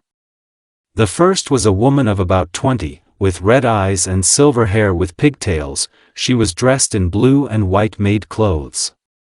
Next to him was a man, an exact copy of Rias, with red hair and dressed in a strange costume, as it turned out, the robe of the demon lord. It looked like it could also be given 20 years, with a question and undisguised indignation. Having already looked at Rias, she only smiled and stood up, said, "Good morning to you too. Well, this is my older brother, Sasuke Lucifer, or the current demon lord." Pointing to the red-haired one, Rias moved on to the silver-haired girl standing next to her. "And this, Griefia Lucifug, is my brother's rook and wife in combination." Nodding in greeting, the wife and husband did not wait long. The eloquent look of the king of the underworld made him throw the sandwich away, to which he muttered something unintelligible and glared at the red-haired woman, still threw the sandwich away. Standing back up, Uzumaki bowed and introduced himself. "My name is Naruto Uzumaki. I am a new figure of Rias, or to be more precise, Iblis, a mixture of 8 pawns and a bishop." Satan was a little surprised by this behavior, but after waiting for the guy to finish, he began his story. "You all know that Rias has to marry Riser, right?" After receiving affirmative nods, he continued, "Well, you have a chance if you play a rating game with him and win the freedom of Rias." Looking at his younger sister, Sasuke noticed her long look at the owner of yellow as millet hair and blue eyes. Noticing something for himself, he began to explain something. The atmosphere was pleasant so far, until a yellow pentagram appeared on the ground next to the sofa. Naruto looked at the pentagram with incomprehension. Suddenly a man appeared out of it, outwardly extremely similar to a rooster. "Fried chicken" is how Uzumaki and the fox dubbed him. Unexpectedly, this guy approached Rias and put his hand on the girl's shoulder, but she quickly threw it off. The atmosphere turned from cheerful to dissatisfied and oppressive. Only the cockerel kept a nasty smile on his face. "Well, honey, soon you won't resist so much." Smiling nastily, Riser looked around at everyone present and, lingering on Namikaze, asked no one an interesting question. "So it's that useless mutant?" Crossing his arms, the phoenix looked at the fox with mockery and contempt, to which he looked at him angrily, calmly replied, "I didn't think that my fame not only runs ahead of me, but has already reached the fried cock." The phoenix, seriously angry, released his fiery wings and aura, to which Naruto only yawned, angering him even more. "Is Rias so irresponsible that she can't even teach a servant how to properly handle pure-blooded demons that are above them in status?" To which Naruto only shrugged his shoulders, quite calmly gave out, still not getting up from his seat, "She taught me, but no one can teach me how to communicate with stupid people." Riser almost attacked the cunning fox, but noticeably calmed down, remembering that besides him and the figures of Gremory Jr., there is also Sasuke and his wife. Realizing that now he could teach him a lesson, he summoned his figures, which consisted only of women. I guess you're so sharp-tongued, just because you don't even get one normal woman, let alone a harem. Spreading his arms to the sides, the feathered one seemed to show his wealth, to which Uzumaki only Tsuked rolled his eyes, responding with the same calm and chilling tone. Well, at least I don't have a problem with it. To start a whole harem, for self-affirmation, Phoenix flared up again with the anger filling him, sending the weakest pawn to attack. Even my weakest pawn is stronger than you. The girl with the stick attacked Namikaze with a sharp jerk, to which he jumped back with a quick movement, forced the stick to stop at his throat, to which Riser laughed. What was required to prove? The vaunted mutant has lost a Mira, the weakest of my pieces, Naruto grunted, squinted his eyes and looked at Mira's neck. And you take a closer look at the undercooked chicken, there was a small cut on the neck of the attacking girl, from which blood immediately came out. If I had attacked a little harder, the member of your Nido harem would have died immediately. Phoenix was about to answer something, but they were interrupted by Lucifer's queen. Enough, if you don't stop, then I will be forced to use force. Both calmed down, just continuing to nag each other with glances while Sasuke and Griffia explained something about the raiding fight. Before the fight for the freedom of the red-haired, they gave 3 days. Immediately after that, everyone dispersed, except for the Occult Research Club, who continued to sit in the room and talk. And why did you make such a show? Pulling the fox cub's cheek, Rias threatened him with her finger, to which Naruto, trying to escape from the grip, said, Mo fed enough to odia kivet my sec? Can you stop pulling my cheek? Naruto, holding on to the pulled cheek, hoped that Gremory would hear his pleas, but she only smiled and replied, No, next time you'll think before you do it. Uzumaki only hung his head, having already rejected attempts to free his vindictive cheek. Perfty, sorry, everyone laughed a little at this scene, but it couldn't go on like this for a long time and the president took pity, let Uzumaki go, to which he thanked her and sat down. The rest of the time, the figures of evil talked over the plan, and just chatted. The next day, the Rias team gathered in their club and, after waiting for the last person, took the place of a large pentagram that appeared, immediately teleported our heroes to the uphill climb, where they gave all the luggage to Naruto and Kaneko, and began to climb, due to the daily training. Uzumaki was easy and he easily got up faster than the others. As soon as Rias got up, Namikaze asked, And this? To which she clasped her hands in the lock, behind her back, said, This is our training camp, so make yourself comfortable. After entering the building, everyone settled into the vacant rooms. Naruto got a room with a double bed, while the others took rooms with a single bed. There would be nothing, but a red-haired person sat down with him, under the pretext of, I'll sleep more calmly with you. Training began. Uzumaki trained with the demon fox from the very morning until late at night. By training your ninjutsu and controlling the holy mechanism, without the fox chakra. He still practiced the rest of the days until the moment of return came. Everyone went home and gathered at the school at the right time, namely at the old building, where Sasuke, Griffia and Riser just appeared. The fight began. Kaneko and Kiba ran forward, while Naruto and Akino remained to protect the king. Some time passed and the first Phoenix figure dropped out, and then the second. By this time, Gremory had made the decision to send Uzumaki to fight. A little time passed and the Fox Cub clones were already helping their own, comparing scores. While Uzumaki was running forward, Kaneko, 2 pawns and 1 rook could be seen fighting in front. Nekoma was already battered by this time and Uzumaki immediately created 4 clones, sent them to fight. They in turn distracted the girls and Naruto quickly dragged Kaneko away, giving her a break to get some rest. Then I'll do it myself. Activating the sacred mechanism, Naruto took a piece of Kurama's chakra, realizing that it was impossible to delay with them. By that time, the clone that was with Kiba had dissipated and transmitted all the fatigue. It was hard for the blonde one until Kaneko took over the rook. They quickly sorted it out and Uzumaki stunned the twins with a blow of his tail. While Kaneko knocked out the rook, running out of the gym, he immediately exploded, and a smiling Akino hovered right next to him. Could you at least wait until we're gone? Uzumaki was indignant, looking at the masochist.to, which she only shrugged her shoulders with a smile, and Naruto, in turn, shuddered from this smile.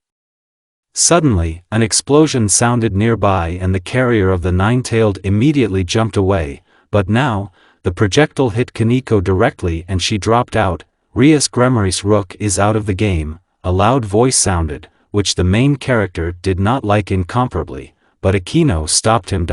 Better go and help Kiba, he has problems, I'll figure it out myself. Uzumaki nodded, but still overreacted and quietly sent the clone underground, and he ran to help Yuta, while Namikaze was running.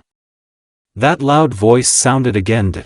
3 more Phoenix Riser pawns are eliminated. Grinning, Uzumaki only accelerated, realizing to himself that Yuta was probably not sitting idle. Stopping at one of the walls to look around, he was suddenly dragged into a dark room. Naruto was about to attack, when Kiba's voice sounded. Shu, the blonde-haired man immediately calmed down and squinted at him, asked an obvious question. Did you knock out the pawns? To which Kiba only nodded and replied. Yes, actually, it just proves how cruel Riser is. He sacrificed pawns to find out how dangerous I am. The guys sitting next to each other thought about it until a loud, female voice appeared next to them. Come out. I'm Riser-sama's horse, Carlamine. Stop whispering there and come out for a fair fight. To which Kiba immediately stood up and took out his sword, went out in front of the girl. I will fight you, since you have challenged me, because I am the lady's horse. They did not talk for a long time and a fight began between them, crossing swords, to which the Uzumaki only scratched the turnip, with the mute question, what should I do? Looking at the fight, but the voice of his best friend sounded, immediately brought him to his senses. There are enemies nearby, stop being stupid and activate the mechanism. It's a bishop and a rook, so here you have to fight with 2. Due to the fact that you have already used several clones, do not waste the remaining chakras. Since this space is not a real school, if I may say so, then there is less concentration of mana, so do not scatter it from side to side. The fact that Uzumaki only snarled with displeasure, activated the holy mechanism and his multivent appearance began to transform, to which his opponents were pretty surprised, but did not attach much importance. They did not have to wait long and the bored voice of the girl standing behind sounded. Although it looks impressive, but you are weak, and I'm not going to fight. Isabel be his opponent. To which Uzumaki immediately began to be indignant. Is this a game for you? Aren't you too conceited? To which the girl with the short haircut immediately replied. She is not just a figure, she is the younger sister of Rainer-sama, Ravel Phoenix.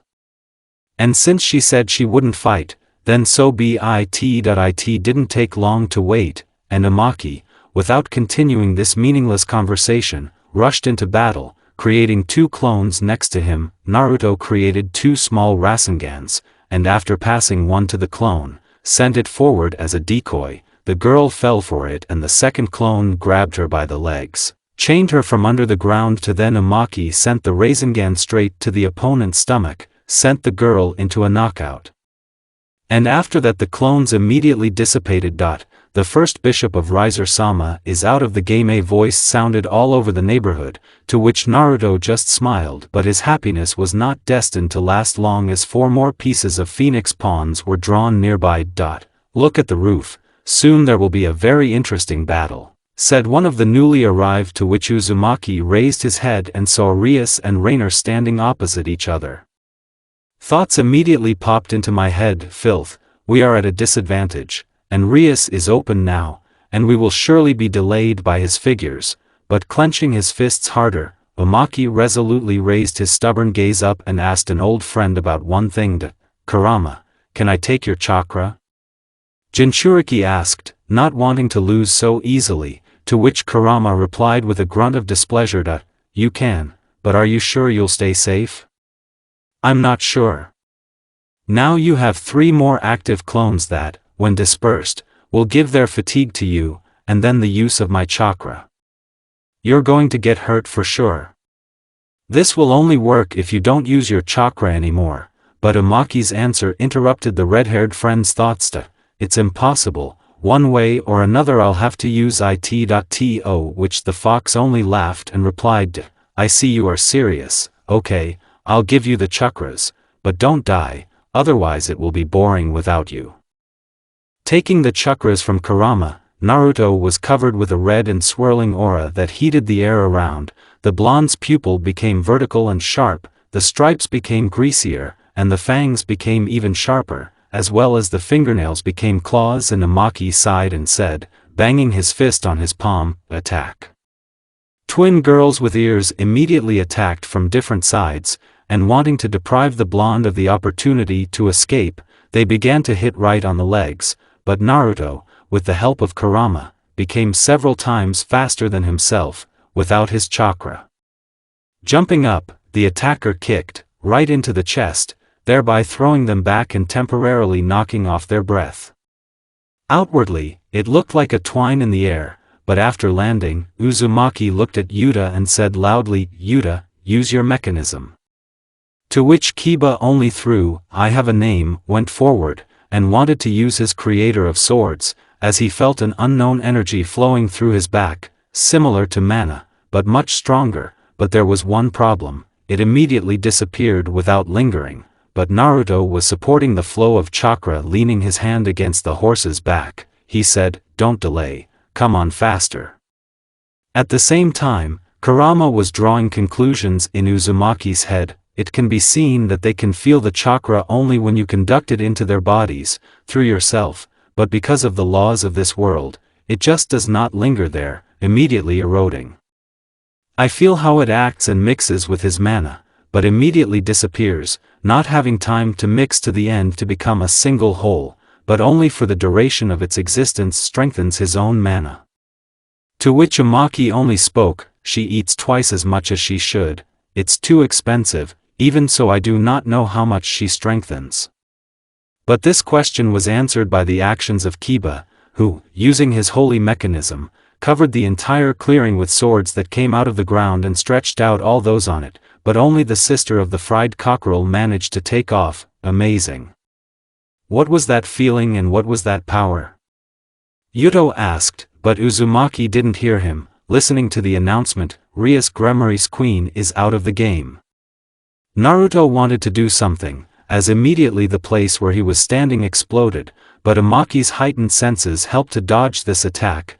Naruto turned to Kiba to warn about sudden attacks, as another explosion occurred and Kiba was right in the middle. SERIES Naruto's horse is out of the game. A woman who fought with Akino and Kaneko appeared in the air. Naruto already wanted to attack her, but she just flew away and Uzumaki spat on her, hurried to the place of the Battle of SERIES. And Riser, running through the corridors, he saw Riser's sister and she waited until Naruto stopped and spoke. Do you still want to fight? You are at a disadvantage, we have Phoenix tears, you will lose. To which Uzumaki only clenched his hand into a fist and said I will not give up, even if I remain at a disadvantage. Do you think I care about your advantages? I am a servant of SERIES Naruto and I will fight to the end until I decide to use my hands and feet, as well as the full ability to move. The little girl just snorted and Naruto, not wanting to waste more time, ran on. Climbing to the roof, he saw an exhausted SERIES and a completely whole Riser. SERIES, I've come to help, to which the Phoenix gave him a look and spoke, see? Even your remaining servants are exhausted. I've already checkmated you, give up, I won't repeat it 3 times, to which SERIES once again shot magic and said, shut up Riser. I am the king, still intact, which means we can continue the fight. To which Phoenix, covering his face with his hand, only strained, how stubborn are you? A girl with long hair standing behind him started creating something and lightning struck the place where Uzumaki was supposed to be, but Naruto used a replacement for a clone, and then created another one. Damn idiot, your chakra is not enough. If you want to die beautifully, I will give you more chakras, but on condition that you are a stupid partridge. You will not die, the fox growled, to which the blonde nodded in agreement, and a surge of strength entered the body, as if a second source of endurance had opened, but realizing that it was impossible to delay, Naruto appeared right behind the opponent's back, used Rasengan hitting opponents in the back. The girl did not have time to react and was seriously injured, while the phoenix managed to jump away. But he took all the damage on himself and Sked spoke, annoying bug, as "You won't understand, these toothpicks can't kill me." The torn flesh on his side began to recover and heal, while the arrogant smile on Riser's face grew. "You won't do anything to me, maybe you'll just give up," but Naruto only growled. At the same time a second tail formed. Naruto, in turn, got on all fours and began to attack the phoenix in hand-to-hand combat, because after using Rasengan and 2 clones, he had no mana left, and his consciousness was held only by willpower and the chakra of Kurama.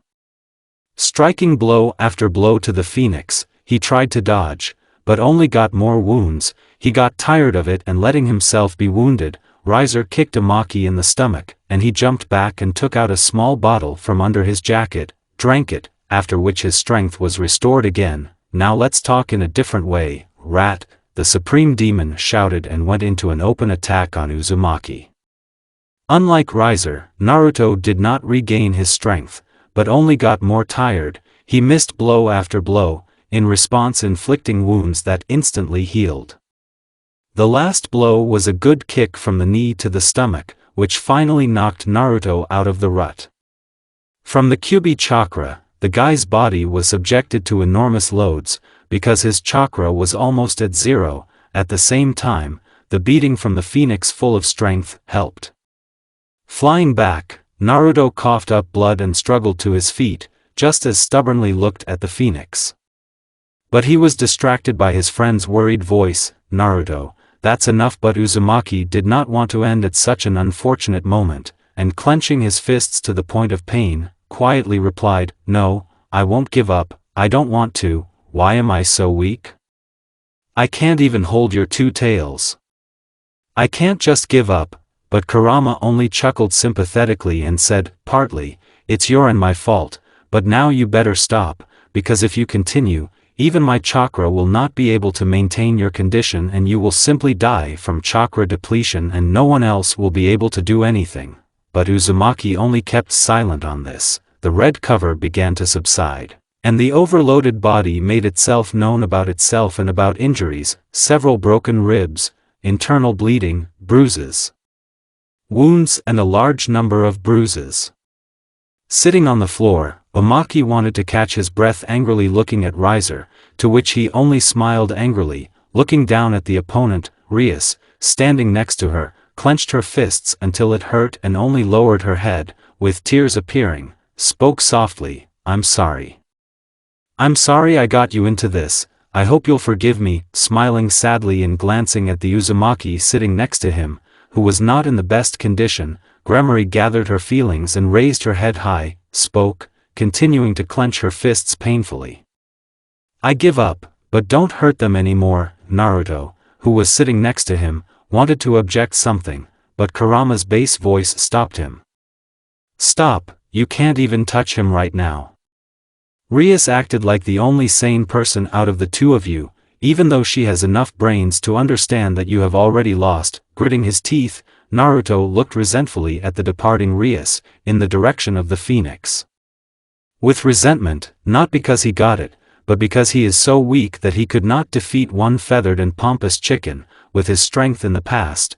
The last thing he saw before he passed out was a sad and almost destroyed Gremory and a happy Riser that Rias held possessively by the waist. Looking with contempt at the half-dead Naruto, only one thought was spinning in my head: I won't just let it go, but I'm too weak.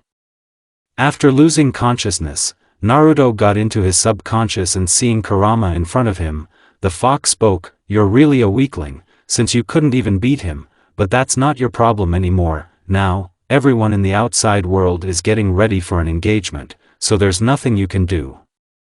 Glancing angrily at the fox, Uzumaki only spoke, "Aren't you too kind? I know you're kidding me. Help me become stronger. I want to teach him a lesson." Kurama just laughed at that. "Have you forgotten? I feel the intentions and feelings of people, and I can say for sure that you want to save the princess, not because of a desire for revenge." To which Uzumaki was embarrassed, but not wanting to admit it, he said, "Give me strength. I don't want to be such a weak scum." The fox, chuckling, replied, "Okay, you'll save your strawberry, but first I'll change the time here." After clicking the fox fingers, Uzumaki looked around, did not notice any changes, and looked at Kurama with a question, to which he explained, "Now, a month will pass here, as in the real world, only 3 days, just in time for the engagement." Nodding confidently, the blond man began to discuss the plan with the fox. "Look. Now you will train control over the Kyubi chakra, as well as try to awaken the second holy mechanism and improve the first one." Nodding, Naruto sat in the lotus position and began to meditate. Skip a week has passed since the beginning of meditation. From that moment Uzumaki could calmly hold 4 tails, now he has formed 5 by half, with his eyes closed. His stripes have become fatter since the beginning of training, and his pupils are slightly narrower, at the same time his fangs are slightly longer. These were the consequences of the Kurama chakra, in this world. As soon as the week was over, Naruto deactivated the cover of Kurama and looked around, spoke, "My body is so light. How good it is, my body has become stronger as well as my body." Chuckling, the sleeping Kurama answered, "All this time what did you expect? This is the chakra of the great Kyubi no Yoko." Smiling, Uzumaki created for himself half a day of training, talking to his best friend, and then, sitting on a dry floor, he tried to focus on the power that the absorbed holy mechanism released from himself. This concentration lasted 2 days until Naruto could not find the right channel, and after invoking this power, armor plates formed on his hands. The gloves are gold in color, with black claws. Outwardly, they were very similar to the paws of a fox, which is why Naruto grinned and replied, "Ha, even here you won't leave me." The fox looked questioningly at Uzumaki, to which he only showed the gloves, and after talking, Naruto wanted to find out what the ability of these gloves was. Kurama naturally prompted, "Since your holy mechanism is connected with me, then imagine a tailed bomb?" It sounded more like a question, but nodding, Naruto put his hands forward and a pentagram began to form in front of them, which was a bright red color, with an orange overflow. There were a bunch of unknown symbols on it, and they changed all the time. After a few minutes of being in the same position, the air around the pentagram began to gather at one point, creating a small ball that was half a palm in a couple of seconds. It did not grow anymore, and Uzumaki threw it into the farthest corner, caused an explosion similar to a Rasen shuriken. It felt like it was possible to make 4 more of these balls, no more. For the rest of the week, Naruto practiced using this power. And in the last week, Uzumaki increased the rate of absorption of forces, without harming the creature. It was more difficult than just killing him and taking all the power. The experimental rat, kindly agreeing, turned out to be Kurama, although there were only 3 days left for training, after a little persuasion of the fox to help. As soon as Naruto practiced, it was time to return to the real world. Waking up from a long dream, Naruto looked at the Graphia sitting next to him and looked at her with a question, asked, "What are you doing here? Shouldn't you be at the celebration in honor of the ceremony?" Graphia wanted to say something, but she fell into a precipitate, from the awareness of a recently awakened demon, from a 3-day coma, but only sighing, she handed Naruto a piece of paper with a pentagram. "Now I understand why Sasuke is so interested in you. We already know that you want to save Rias. Here you go, don't screw up, we believe in you." Smiling at last, Graphia disappeared into the pentagram, and Uzumaki took a piece of paper and quickly threw on a mesh t-shirt with short sleeves, black pants, and the same jacket with orange inserts. Tearing a piece of paper, Uzumaki found himself in front of the door to the hall. Exhaling, the blonde-haired man went to the door and opened it with a bang, forced everyone present to pay attention. Riasa's pawns were delighted, because they literally saw his determination and unwillingness to give up so easily, like Rias herself, while Riser only irritably lowered his eyebrows to the bridge of his nose, looking at the blond man with contempt. Sasuke only glanced at the place of the incident and continued to talk with a clearly elated mood. The guards rushed to the culprit of the hype, and the rest of the guests only looked at everything that was happening with incomprehension. The guards already wanted to grab the fox cub, as they were stopped by the rest of Rias' pawns, only nodding. Uzumaki, pressing his and the fox's aura, began to approach Rias with risers, stopping right in front of him. Naruto began to speak, looking straight at the phoenix with sharp pupils. "I challenge you to a duel." Having said how to cut off, Naruto did not move, looking at the grinning phoenix. "And why should I agree? I'm a supreme demon, and you're just a half-breed. And besides, you came to my party and spoil the whole atmosphere just by your presence." "Yes, honey." Both looked at Rias, to which she only lowered her gaze to the floor and said, "Naruto, please leave. You haven't recovered yet, you won't be able to stand against him." But Uzumaki just didn't listen to Gremory and looked at Riser and said, "I'm putting my life on the line. If I lose, my life will be in your hands. Do what you want. And if I win, I'll take Rias and you'll never touch her again." Phoenix only laughed softly, looked at the slightly embarrassed Rias, and then at Uzumaki, after which he replied, "Okay, let's see how long you can last. Get ready to be my slave, little boy." While Phoenix was saying this, Strawberry drew attention to the watching Sasuke and asked, "What does that mean, brother?" To which he, only approaching his sister, answered with a smile, "It's my idea. When he first moved to your school, I immediately noticed his unusual strength, and if such a chance presented itself, then why not check it out? And you'll be glad if he carries you away in his arms." Winking at his flushed sister, Sasuke began to create something, and then spoke, "Well, enliven this ceremony with your duel. I'm announcing the start of the fight." After that, the phoenix and the fox were on the battlefield. Riser, that still underestimated Naruto, smiling angrily said, "I'll take your victory, I'll take Rias and her innocence right in front of your eyes, and then I'll take your strange artifact, along with your life." Naruto, standing calmly opposite, was talking in his subconscious with Kurama, which remains unnoticed in the audience hall. "Don't answer, he's provoking you. Acting on a hot head, you will do stupid things." Nodding, Uzumaki began to be covered with Kurama's chakra. First one tail appeared, then the already sharp fangs lengthened, the pupils became fox-like, and the stripes on the cheeks became even stronger. An aura of pressure and bloodlust hovered around, which came not from Naruto, but from the fox's chakra. Remembering this, Riser only prepared for the fight, reminding Uzumaki of his mistake. "Oh, I remember that aura. And I also remember your loss."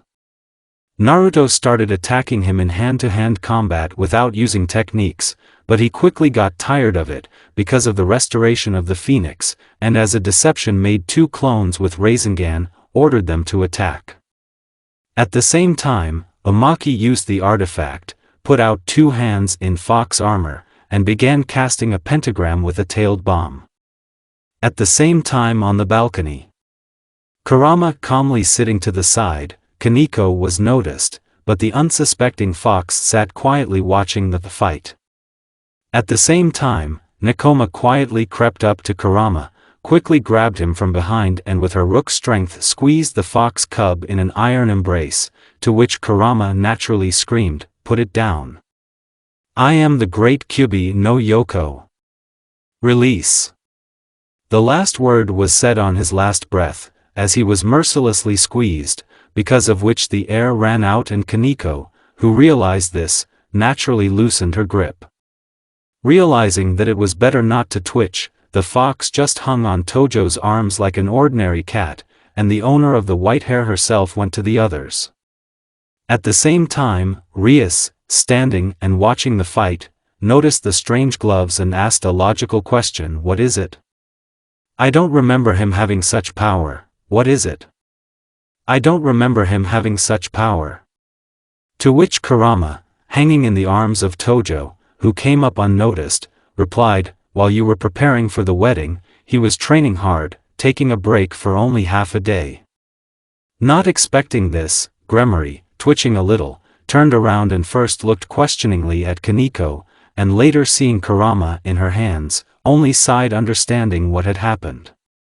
Only she and her figures understood what was going on here, but the rest of the guests and Sasuke with Griefia, fell into a precipitate, from such a pet, on the hands of the rook. Seeing a lot of questions in her brother's eyes, Gremory pointed her finger at the fighting Uzumaki and spoke. This is his friend, you can say, pet, sitting inside. But the nine-tailed one did not want to put up with such a comparison and, escaping from Kaneko's grip, jumped on Rias, who's the pet here? You pathetic creatures don't understand who I am. I am a great Kyubi, but Yoko, the nine-tailed demon fox. And this empty-headed one is just my Jinchuriki. Sasuke watched the fox with interest and then asked a logical question. A fox demon? I'm like the king of hell, I don't really remember you, like the Jinchuriki. Are you really from the folklore of Nekamat? But then how are you related to a reborn demon? Kurama wanted to escape from this number of questions, but Rias stopped him, literally grabbing him by the scruff of the neck, wanting to know the answer too. Kurama telepathically asked Naruto to hurry up so as not to explain to these red-haired people what he is. Uzumaki only nodded at his friend's requests and put more strength into this battle. While the clones were distracting Rainer, the tailed bomb had already formed and Uzumaki imperceptibly replaced himself with a clone, hid underground. At the same time, the shadow clone directly ran at the phoenix, at which he grinned, new tricks, old pony will not help. Is this another toy that can't hurt me? Defiantly spreading his arms, he wanted to show his superiority by showing how he would take this blow. Only he did not take into account the force of this blow, and taking the bomb of the tailed belly, he felt a huge pain, tissues were torn, bones broke, blood boiled and evaporated. There was a huge explosion that distracted all attention to himself, and taking advantage of the moment, the fox pretended to fall asleep, because it was useless to run away, to which Gremory only shrugged her shoulders, carefully taking Kurama in her arms, so as not to wake up him. During a huge explosion, the riser flew to the other end of the arena, falling at the very edge. His condition was terrible, a huge and through hole in his stomach, but it began to slowly tighten, and Riser looked exhausted and angry at the fox cub that appeared from under the ground. How do you like my present? To which the phoenix angrily clenched his teeth and spoke loudly, bastard. You couldn't master such power in 3 days. Only if you didn't sell your limb to the holy mechanism. But you're an idiot for doing this. To which Uzumaki only laughed and began to approach the recovering Riser, 3 days. Sold a limb? Ha ha ha. I've been training for a whole fucking month. To teach you a lesson and lower your self-esteem. And you still say that I went the easy way? Ha. I'll show you what I've learned in a month. Grabbing Phoenix by the neck, Naruto lifted him up, taking his energy for himself and not killing him. A little time passed, the Riser's wound stopped healing and reopened, and his skin turned pale and bruises appeared under his eyes. Realizing that this was enough, Uzumaki left him, more or less carefully laying him on the ground, deactivating his gauntlets and Kyubi chakra. Naruto returned back to the balcony, under the surprised gazes of the guests. But he was interrupted by Sasuke's voice, a month? But this is not more important. What is he? Pointing his finger at the pretending Kurama, Uzumaki wanted to leave as well, but began to explain, he is an ancient descendant of the Kitsune, or Nekamat. He calls himself the nine-tailed demon fox.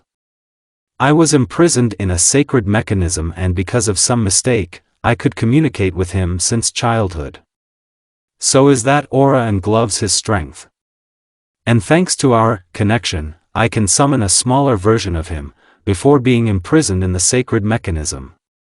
He and I are friends, so I won't let him offend. Nodding uncertainly, Sasuke went into his thoughts, thinking over what he had said.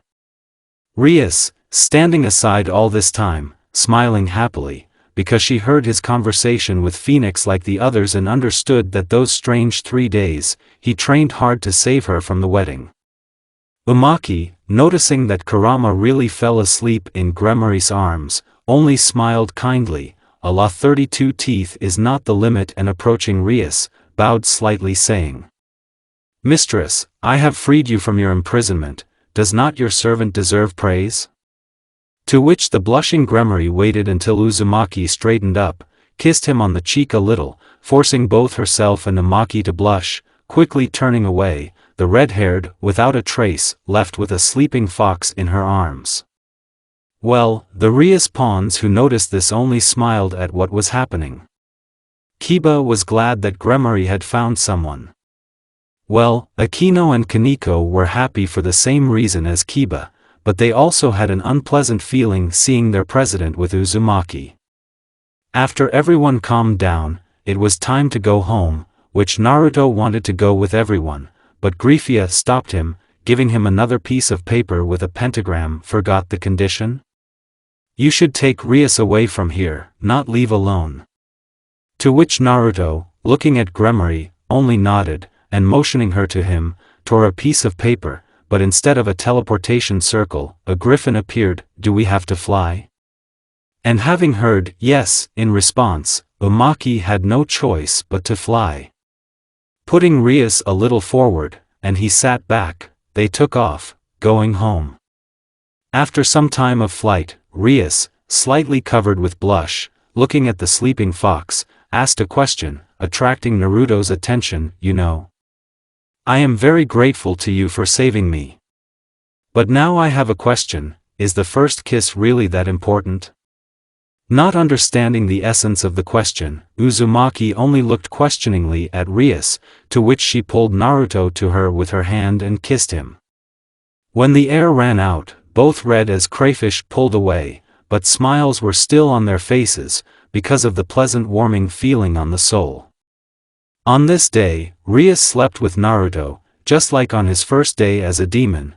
Then there was the lemon scene, which YouTube condemns, and that's the end of it.